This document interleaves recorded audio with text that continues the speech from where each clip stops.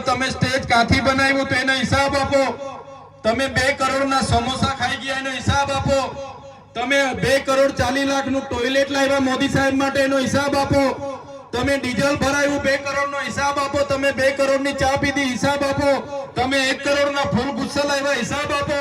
તમે 10 કરોડના હોટલના બિલો મૂક્યા હિસાબ આપો. ત્યારે ભાજપ અને કોંગ્રેસના નેતાઓના પેટમાં તેલ રેડાયું અને ખાસ અહીંના સાંસદે કીધું કે આ હિસાબ માંગીને 75 લાખ રૂપિયા માંગે છે. તમે વિચાર કરો, આ ચૈતરભાઈ 75 લાખ રૂપિયા કોઈના પર લે તો આ ભાજપ મને છોડે? ભાજપ મને છોડે? એક પાણીના ગ્લાસ માટે મને 80 દિવસ સુધી જેલમાં રાખ્યો તો 75 લાખ રૂપિયા તો ઠેલો ભરાઈ જાય કે ના ભરાઈ જાય? એના માટે મને છોડે કોઈ ના છોડે. પણ આ મોદીજીના કાર્યક્રમમાં કરોડો રૂપિયાનો હિસાબ આપવો પડે એના માટે એમની ભાજપના નેતાઓએ એમના કોન્ટ્રાક્ટરો સાથે કરેલો કૌભાંડ બહાર આવે એના માટે આ લોકો બોખલાઈ ગયા છે. કેમ કે આગળ મેં મનરેગાનું કૌભાંડ અહીંયા જાહેર કર્યું તો ખબર છે ને બધાને? એમાં ભાજપના મંત્રી, કોંગ્રેસના ગુજરાતના ઉપાધ્યક્ષ એ લોકો પર ફરિયાદ થઈ છે. આજે જેલોમાં છે. મંત્રીના પુત્ર આજે જેલોમાં છે. નલ સે જલ કૌભાંડમાં પણ ભાજપ અને કોંગ્રેસે કૌભાંડ કર્યું. આજે નળ તો આપણા ગામમાં આવી ગયા પણ નળમાંથી એક ટીપું પાણી આપણને આજ દિન સુધી મળ્યું નથી. મળ્યું છે તમને? બેનો બોલતા નથી. પાણી આવતું હોય તો કેજો પાછા, અહીંયા ખોટા નહીં પડી. અમે આવે છે પાણી? બસ આ લોકોએ કૌભાંડો જ કર્યા છે. ત્યારે આજે આ મંચ પરથી અમે તમને કહેવા માટે આવ્યા છે. બંધારણીય અધિકારોની વાત હોય, આપણા વિકાસની વાત હોય, આપણા બાળકોના શિક્ષણની વાત હોય, આ સરકારને એમાં જરા પણ રસ નથી. સરકારને તો પ્રજાના પૈસે તાઇફા કરવામાં રસ છે. આજે લોકો દિવાળીઓ કરી ફરે છે ને, એ દિવાળીઓ એમના કમલમના પૈસેથી નહીં, એમના સાંસદના પૈસેથી નહીં, એ બધી દિવાળીઓ તમારા જેવા લોકોના ટેક્સના પૈસેથી આ લોકો કરે છે. એટલે આવનારા દિવસોમાં એ લોકોને સત્તાથી દૂર કરી દેવું પડશે. આપણે તૈયાર છો બધા? તૈયાર છો બધા? ત્યારે સાથીઓ, આજે મનરેગા યોજનામાં આપણને રોજગારી 1 વર્ષથી આ ભાજપની સરકારે બંધ કરી દીધી છે. કેમ કે મનરેગામાં એ લોકોએ ખૂબ મોટા કૌભાંડો કર્યા. હવે મનરેગાનું નામ બદલવાની તાલવીલ ચાલે છે.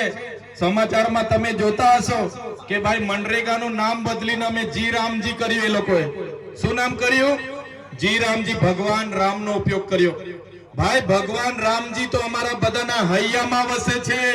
એ બધા અમારા વડીલો કહેતા હતા, અમારા સંતો મંતો કહે છે ભગવાન રામ આપણે હૈયામાં વસે છે. આ ભાજપની સરકારે ભગવાન રામનો ઉપયોગ પણ ભ્રષ્ટાચાર ઢાંકવા માટે કર્યો છે.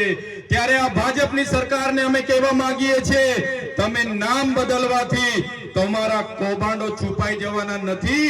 તમારા ભ્રષ્ટાચારી નેતાઓને આવનારા દિવસોમાં અમે ઘર ભેગા કરી દેવાના છે. ઘર ભેગા કરી દેવું પડશે. આ વિસ્તારમાં જંગલ ખાતાના અધિકારીઓ પણ આપણા લોકોને ખૂબ હેરાન કરે છે. અહીંયા દીપડાઓ બહારથી લાવીને છોડી દેવામાં આવ્યા છે. આપણી દીકરીઓ પર હુમલા થાય છે, બહેનો પર હુમલા થાય છે. અત્યાર સુધી એટલું મોટું જંગલ હતું ત્યારે કોઈ વાઘ ને કોઈ દીપડા નહોતા આવતા. હમણાં દીપડાઓ બહારથી લાવીને આપણા લોકોને હેરાન કરવા માટે અહીંયા છોડવામાં આવે છે અને આપણા લોકોને હેરાન પરેશાન કરે છે. ત્યારે એ જંગલ ખાતાના અધિકારીઓને પણ આ મંચ પરથી કહેવા માંગુ છું, તમારું જંગલ ખાતું 1927 માં આવ્યું છે. અમારો આદિવાસી અમારા જંગલો વચ્ચે હજારો વર્ષથી રહે છે. અમારા આદિવાસીઓને હેરાન કરવાનું બંધ કરી દેજો, નહીં તો જે દિવસે અમે આ રસ્તા પર ઉતરીશું ને તે દિવસે તમારા જંગલ ખાતા પણ અહીંયા નજરે પડવાના નથી. શા માટે દીપડા લાવીને અહીંયા છોડો છો ભાઈ? અમારા લોકોને હેરાન પરેશાન કરો છો. ત્યારે જંગલ ખાતા વાળાને પણ આપણે કહી દેવાનું છે. અને સાથીઓ, આજે આપણી જમીનો પર બહારના લોકોની નજરો છે. તમે જોયું હશે કેવડિયામાં જે પ્રકારે રોજગાર આપવાની વાત હતી, આજે ત્યાંના લોકોને અંદર પ્રવેશ નથી કરવા દેતા. પોતાની ગાડી પણ બહાર મુકાવે છે. મહિલાઓના ઝૂંપડા બધા તોડી નાખવામાં આવે છે.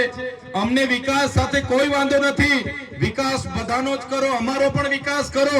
પણ જે વિકાસના નામે અમારા લોકોની જમીનો છીનવવાની વાત કરે છે આ સરકાર, ત્યારે સરકારને પણ હું કહેવા માંગુ છું આ મંચ પરથી કે વિકાસના નામે હવે પછી જો તમે કોરિડોરમાં અમારા લોકોની જમીનો લેવાની વાત કરશો, હાઈ ટેન્શન લાઈનોમાં જમીનો લેવાની વાત કરશો, હાઈ સ્પીડ કોરિડોરમાં જમીનો લેવાની વાત કરશો, ડેમોના નામે જમીનો લેવાની વાત કરશો, તો અમે એક પણ ઇંચ જમીન આપવાના નથી. પછી પણ તમે અમને હેરાન અને પરેશાન કરીને જમીન છીનવવાની વાત કરશો તો તે દિવસે આ રોડ પર અમે ધારિયા, પાલિયા અને ભાલા તીરકામઠા લઈને ઉતરીશું.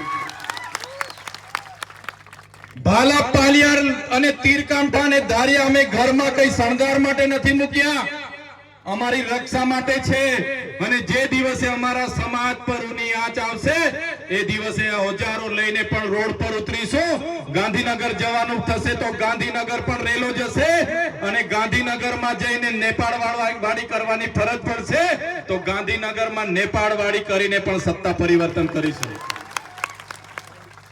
ત્યારે આ વિસ્તારમાં, આ પંચાયતમાં કેટલાક સરપંચોને આ સભામાં નહીં આવવાનું, નહીં જવાનું એમ કરીને ભાજપના કેટલાક નેતાઓ અમારા આગેવાનોને ડરાવતા હતા, અમારા સરપંચોને દબાવતા હતા, બીવડાવતા હતા કે ભાઈ ચૈતર વસાવાની સભામાં જશો તો તમને કઈ વિકાસ નહીં કરીએ, ફલાણું નહીં કરીએ, ઢીકણું નહીં કરીએ, તમારે ત્યાં જીબી વાળાને રેડ કરાવીશું, પોલીસ વાળાને રેડ કરાવીશું, તમારું પાણી બંધ કરી દઈશું, તમારો રસ્તો બંધ કરી દઈશું એમ કરીને ભાજપના લોકોએ ખૂબ અમારા લોકોને ડરાવ્યા છે.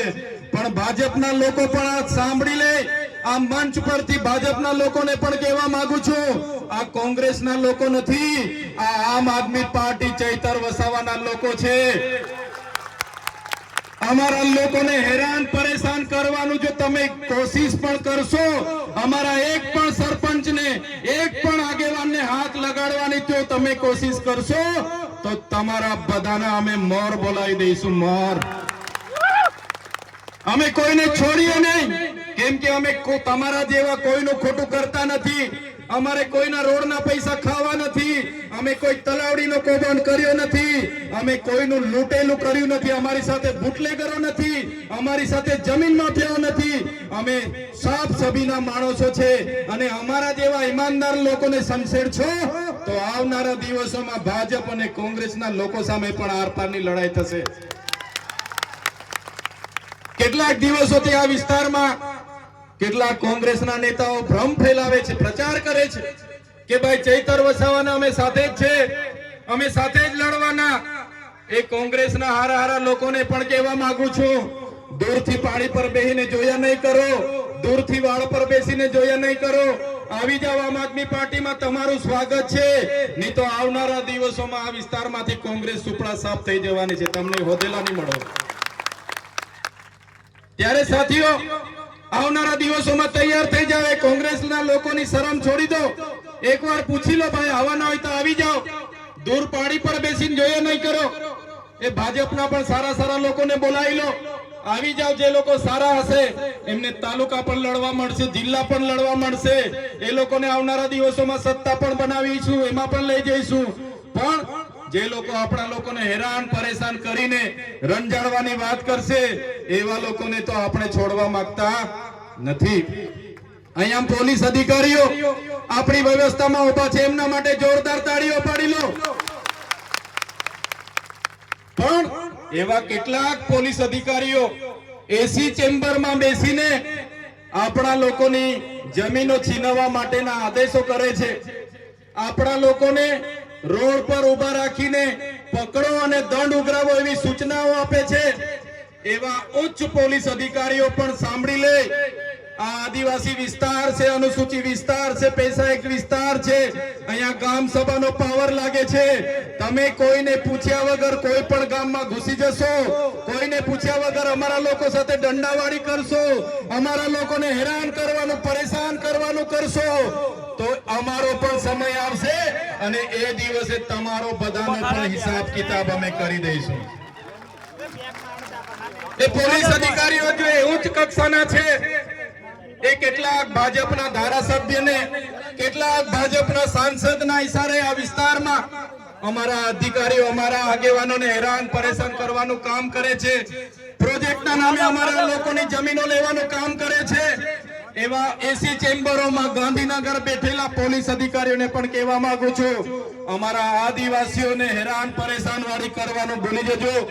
અને જે પાડલિયામાં થઈ છે એવી ઘટના આવનારા દિવસોમાં આ વિસ્તારમાં પણ થશે. અને નેપાળ તો નેપાળ વાળી પણ કરીશું.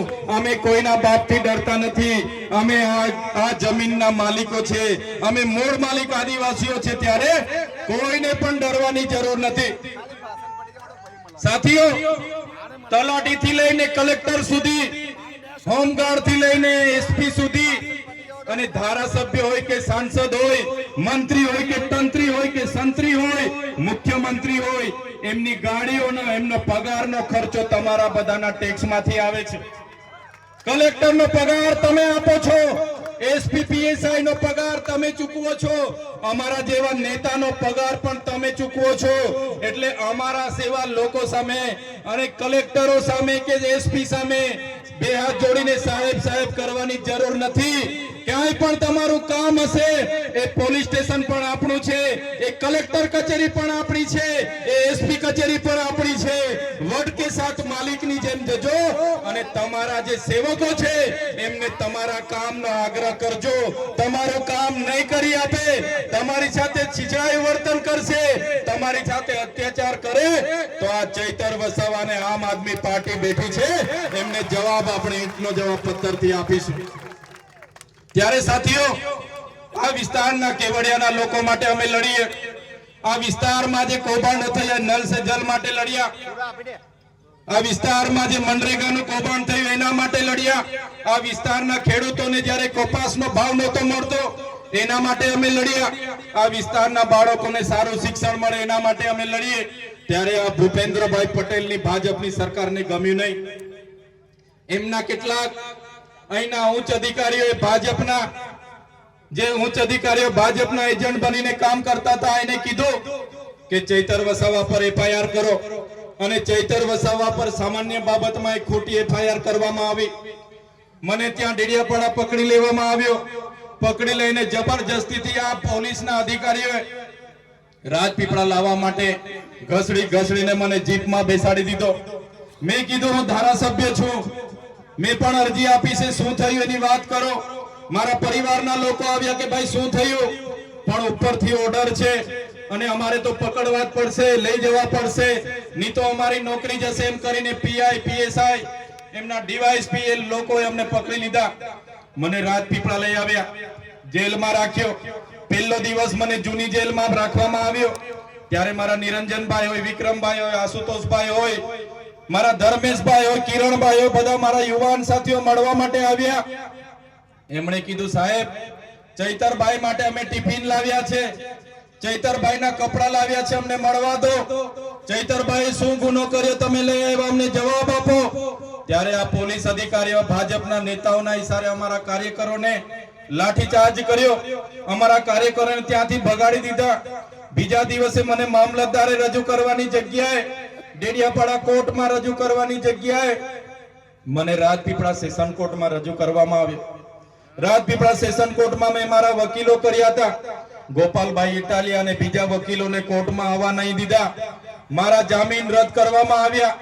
મને જામીન રદ થતાની સાથે કોઈ સાથે મુલાકાત નહીં કરવા દીધી. મને હતું કે મને રાજપીપળા જેલમાં રાખશે, પણ મને ડાયરેક્ટ વડોદરાની જેલમાં રાખી દીધો.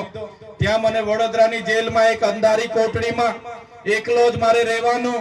અને વિક્રમભાઈએ કીધું એ પ્રકારે ત્યાં કોબરા નીકળે, ત્યાં જેલના નીતિ નિયમો પ્રમાણે સાદડી પર ઊંઘવાનું, જેલનું જમવાનું બહારથી પકડીને ખાવાનું.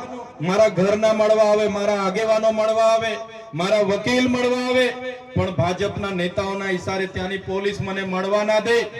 એક દિવસ, બે દિવસ, એક અઠવાડિયું, એક મહિનો, તારીખ પર તારીખ, તારીખ પર તારીખ, તારીખ પર તારીખ, 80 દિવસ સુધી મને જેલમાં રાખ્યો. 80 દિવસ સુધી મારે જેલમાં રહેવું પડ્યું. સાથીઓ, આ લોકોનો ઈરાદો હતો કે 3 વર્ષ, 2 વર્ષ આને જેલમાં રાખો. મને જેલમાં પણ ડરાવવામાં આવ્યો, કહેવામાં આવ્યું, ધમકાવવામાં આવ્યો. અને ત્યાંના લોકોએ, ત્યાંના અધિકારીઓ, ભાજપના નેતાના ઈશારે કહેવામાં આવ્યું કે તમે ભાજપની સરકાર સામે કેમ બોલો છો, તમે સાંસદ અને એસપી સામે કેમ બોલો છો? તમે આદિવાસીઓની વાતો લઈને કલેક્ટરે કેમ જાઓ છો? તમે એ બધું ભૂલી જાઓ. તમે આ પ્રકારની વૃત્તિ નહીં કરવાના હશો તો તમને અમે છોડીશું.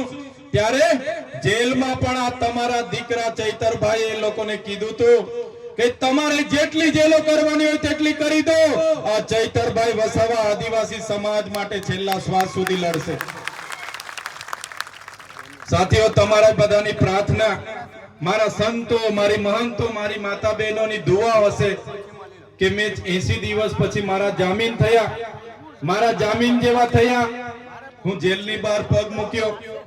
નિરંજનભાઈ હોય, વિક્રમભાઈ, અમારા આશીષભાઈ, અમારા વિજયભાઈ, આ તમામ આગેવાનો મને લેવા માટે આવ્યા. મને કીધું, સાહેબ, જામીન તો અમે જેમ તેમ તમારા કરાવી દીધા છે, પણ આ ભાજપ સરકારની ઈશારે, નર્મદાના એસપી ના ઈશારે તમને આ જિલ્લાની બહાર માટેની માંગ કરવામાં આવી હતી. તમને આદિવાસી વિસ્તારની બહાર જવા માટેની માંગ કરવામાં આવી હતી. તમને તડીપાર કરવાની માંગ કરવામાં આવી હતી. સાહેબ, નામદાર હાઈકોર્ટે તમને બધા જિલ્લાઓની બહાર તો નથી કર્યા, પણ તમારા મત વિસ્તારમાં તમને પ્રવેશબંધી ફરમાવી છે. તમારા મત વિસ્તાર ડેડિયાપાડામાં તમારે પગ નથી મૂકવાનો. તમે ડેડિયાપાડામાં પગ મૂકશો એટલે ફરી તમને જેલ થશે. હવે વિચાર કરો સાથીઓ, આજે જે ડેડિયાપાડાના લોકોએ મને 1 લાખથી પણ વધારે મત આપીને મને ધારાસભ્ય બનાવ્યો, એ ડેડિયાપાડાના લોકોના સુખ દુઃખમાં મારે આજે નહીં જવાનું. ડેડિયાપાડામાં મારું કાર્યાલય છે, મારી ઓફિસ છે, ત્યાં રહીને મારા લોકોના મેં કામ કરું. પણ આ સરકારે મને ત્યાં જવા માટે દેવા નથી આવતી, જવા દેવામાં નથી આવતો. ડેડિયાપાડાનું બોગજ મારું ગામ, ત્યાં મારું ઘર, મારો પરિવાર, પણ આજે ડેડિયાપાડામાં ચૈતર વસાવાને જવા દેવામાં નથી આવતા. ચૈતર વસાવા ડેડિયાપાડાની હદમાં પગ મૂકે એટલે ચૈતર વસાવાને ફરી જેલમાં મૂકી દેવા માટે એમની પોલીસ મારી રેકી કરે, એમના લોકો મારી તપાસ કરે અને કે કેટલાક ભાજપના નેતાઓ આજે પણ કહે છે કે ચૈતર વસાવા રાજપીપળા રહે છે, ચૈતર વસાવા છોટાઉદેપુરના કામ કરે છે, દાહોદના કામ કરે છે, કેવડિયાના કામ કરે છે. એને ડેડિયાપાડામાં તો આપણે જવા નથી દેતા, એમને નર્મદા જિલ્લામાં પણ રહેવા નથી દેવાના. ત્યારે એ ભાજપના નેતાઓને, એ ભાજપની પોલીસને આ ચૈતર વસાવા કહેવા માંગે છે, તમે મને ડેડિયાપાડા નહીં જવા દેશો, તમે મને નર્મદામાં નહીં રહેવા દેશો, તમે ગુજરાતના આદિવાસી વિસ્તારમાં પણ મને દૂર કરી દેશો, પણ આ ચૈતર વસાવા અમારા લોકોના દિલોમાં રહી છે, ત્યાંથી ક્યારે અમને બહાર નથી કાઢી શકવાના. આ ચૈતર વસાવા કેમ આ બધી વાત કરે? કેમ કે સાથીઓ, અમે બેઠીએ છીએ તો પણ આ સરકાર સામે અમે લડીએ છીએ. સરકાર અમને પણ બોલાવે છે કે આવી જાઓ, તમને પણ મંત્રી સંત્રી બનાવી દઈએ. પણ જે પ્રકારની મારી માતા મારા માટે ફૂલ લઈને રાહ જુએ છે, મારા યુવાન સાથીઓ મારો ફૂલહાર કરે, મારું સ્વાગત કરે, સન્માન કરે અને મને આશીર્વાદ આપવા મારા સંતો મહંતો મારી સાથે બેઠા હોય, ત્યારે આ ચૈતર વસાવાને તંત્રી, મંત્રી કે મુખ્યમંત્રીની પણ જરૂર નથી. અમારા નાનો માણસ માટે હું બોલું છું, અમારા લોકો માટે હું લડું છું અને લડતા લડતા મને જેલ પણ થઈ જશે એની પણ હું ચિંતા કરતો નથી. હું સરકારી અધિકારીમાંથી રાજીનામું આપીને જાહેર જીવનમાં આવેલો વ્યક્તિ છું.